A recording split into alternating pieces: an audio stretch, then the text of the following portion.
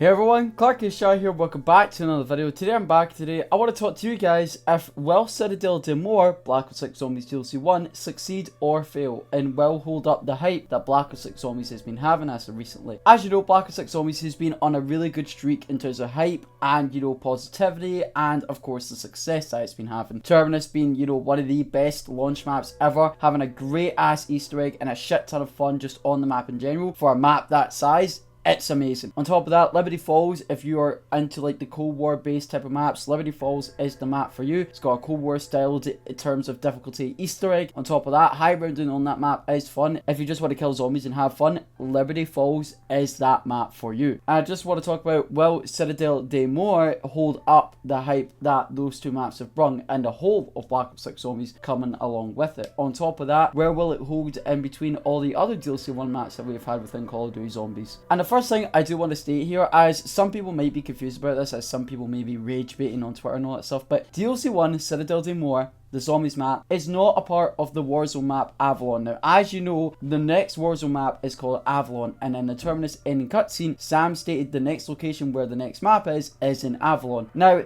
kind of like Liberty Falls, as you know, there was a map called Rewind within Black Ops 6 multiplayer, and they both take place within Liberty Falls. So they're in the same area, but they are completely different maps. So Rewind has nothing to do with zombies, Liberty Falls does. You literally do not see Rewind anywhere within Liberty Falls, and the same applies with Rewind. You do not see any Liberty Falls stuff within Rewind. And this is going to be the exact same thing. It's going to be based in the same area. Citadelle Des Morts is not a part of Warzone whatsoever. If you pull up the Avalon map, as you can see, it has nothing regards to the castle or the village within Citadelle Des Morts. So just to let you know, Citadelle Des Morts has not got anything to do with the new Warzone map. It's just in the same area. That's it. You won't be able to see the new Warzone map. You won't be able to see the Zombies map within the new Warzone map. It's just in the same area. That's it. So don't think they're just taking Warzone aspects within just to make a Zombies map. Every Zombies map that they are making, they've already confirmed that it's always going to be 100% unique to Zombies. So hell, it might be in the same area, but the maps will be completely different when it comes to Zombies, Warzone and multiplayer. Just a heads up there. But to actually get into the main part of this video, as a lot of people seem to be talking about it, will this map be better than Eisendrache? Number one reason, I think it's quite obvious as to why a lot of people are saying this. A lot of people are saying this because it's another castle. The last time we had a DLC1 map with a castle was Eisendrache, and we already know how much success Eisendrache done with, the Easter egg, the elemental bows, the high rounds, all of it was hype, and a lot of people like it. It might not be everyone's cup of tea, but Citadelle Des Morts is literally the exact opposite. It's a run-down castle. So far, it doesn't look like a facility, for all we know. There's a village on top of that, so it's giving me more Resident Evil 8 village type of vibes, which I really, really love. On top of that, we're getting like a new enemy dedicated to it, so I'm really excited for that. All we know is that there's new wonder weapons, so they've said weapons, wonder weapons, so there's going to be more than one wonder weapon within Citadelle Des Morts. Now, whether that means elemental wonder weapons, I'm not sure, but the speculation is that we could get elemental swords regarding King Arthur's sword, Excalibur,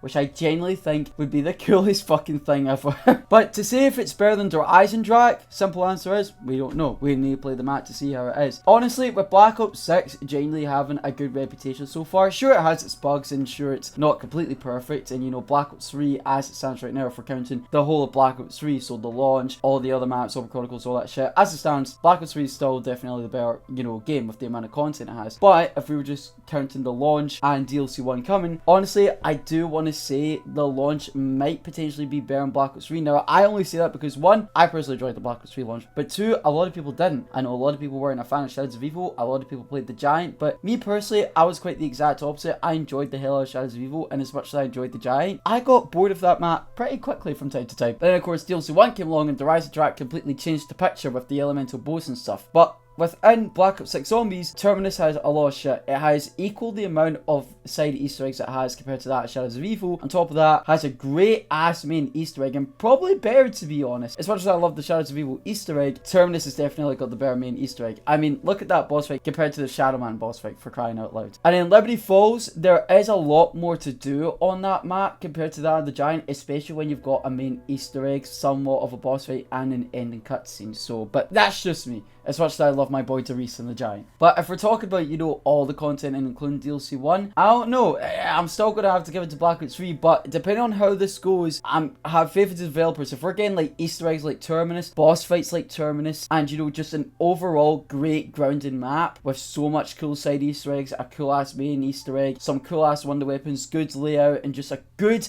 feeling map, not like Der Eisendrache, but something completely new to give us the feels like Der Eisendrache. I'm not saying the map needs to be Der Eisendrache to make it feel like the hype we had in Der Eisendrache. I'm just saying those hype levels of Der Eisendrache, I hope we get those same hype levels with this map, or potentially even higher. So to say if it's better than DE, we'll just need to simply wait and see. But it has a chance. Everything has a chance at the end of the day. But in terms of what DLC1 map Citadelle Des Morts might be better than, well, there are a couple of obvious ones. The first one, DLC1 of World at War Verrucht. It's Verrucht. I love Verrucht. It's my favourite World at War zombies map of all time. But compared to Citadelle Des Morts, you're in a castle, it's got a main quest, it's got multiple wonder weapons. It's no brainer. It's probably going to be better than Verrucht. Then you got Ascension. Now, I know a lot of people might be on my ass because, you know, I thought Ascension was okay. I don't think it was the best map ever. It was the first map to ever bring in main Easter eggs. But, you know, it had some flaws. And, you know, I definitely think Citadelle Des Morts, depending on how it goes, will probably be better than Ascension. Now, as for Die Rise, now, I raised my hand. I'm a Die Rise lover. Sorry, Tim. As much as I love Die Rise, it's 100% going to be better than Die Rise. Then we got Outbreak from Exo Zombies.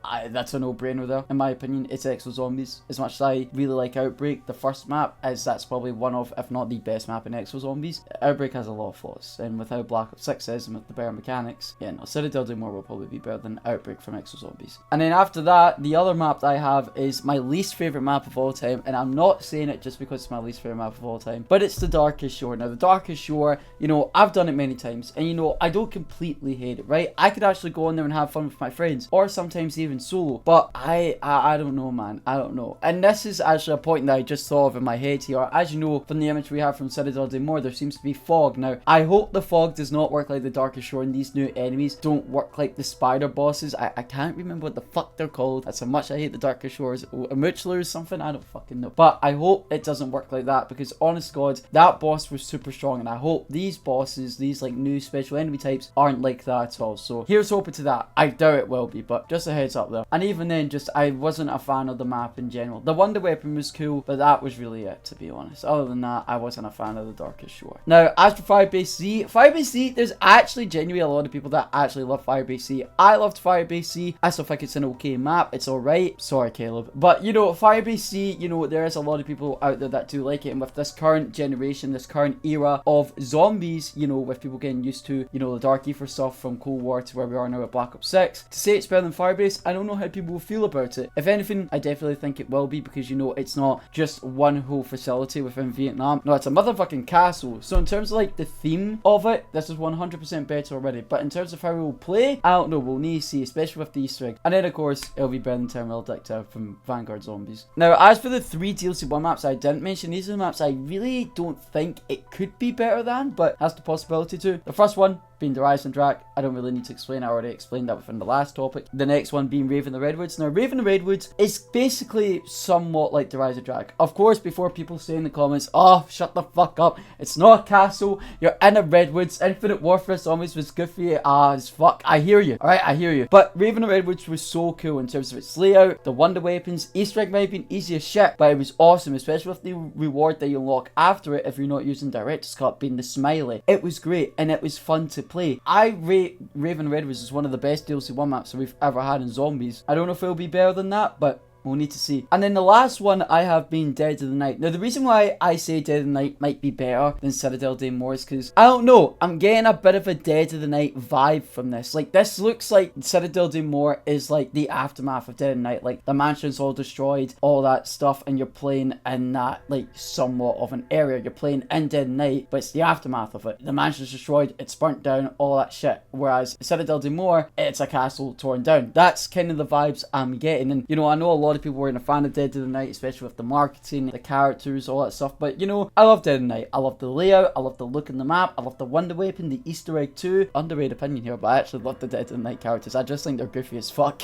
Those are like the only 3 maps I genuinely think will still be better than Citadelle Des Morts, but that could change. That's an opinion to change. We'll just see. Now, along with this, do I think Citadelle Des Morts will be better than Terminus in Liberty Falls? Now, Terminus, I'm not sure. Terminus is one of the greatest launch maps of all time, one of the greatest zombies maps of all time. I would go as far as to put it as to S tier, with the amazing boss fight, the biggest map ever in zombies, how it plays well. You go to different islands, you can go on a boat, and all in all, it's just such a good map. I love that map. So to say if it will be better than Terminus, the possibility's there, but I can't really say, because Terminus is again only like 2-3 weeks out, so we'll really just need to see about that. But as for Liberty Falls, I definitely think it will. I think it will be leaning more into the difficulty of Terminus compared to that of Liberty Falls. Liberty Falls has a lot of good stuff as well. I actually love the Liberty Falls side Easter eggs more than the Terminus side Easter eggs. Now, the Terminus side Easter eggs aren't bad by all means, but I definitely think the Liberty Falls ones were just more fun and unique. It gave me more of an Infinite Warfare Zombies vibe of side Easter eggs, because I'm not one to do side Easter eggs. I've said that so many times, but Black Ops 6 is actually the first game where I always want to do the Etherella side Easter egg. I always want to do the, you know, the bowling Easter egg and stuff like that. Like, that shit is just cool. And the last time I ever felt like that for side Easter eggs was actually Infinite Warfare Zombies. So if they add greater side Easter eggs and better side Easter eggs within Citadelle Des Morts, I think that would be cool as shit. So will it be better than Terminus? I don't know, what we'll need to see. Will it be better than Liberty Falls? I definitely think it most likely will. Now, I did ask your guys' thoughts on Citadelle Des Morts on Twitter from the image that we've got, and this is what you guys said. We got a reply from Zone X, and Zone X says, it being a castle map in DLC1 directly rivals the Eisendrache. The mention of multiple wonder weapons, likely elemental, is putting itself as a contender against their Eisen in Origins. Hopefully it plays just as well as those. Now, Horizon and Origins, I don't know.